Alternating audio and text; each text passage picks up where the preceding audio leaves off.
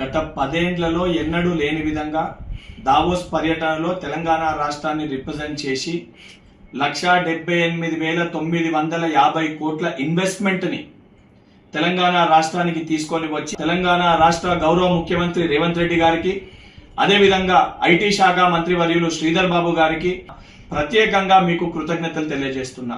తట్టుకోలేక జీర్ణించుకోలేక ఒక కడుపు మంటతోటి దీనిపైన విషం జిమ్మే ప్రయత్నము బీఆర్ఎస్ పార్టీ నాయకులు చేస్తున్నారు.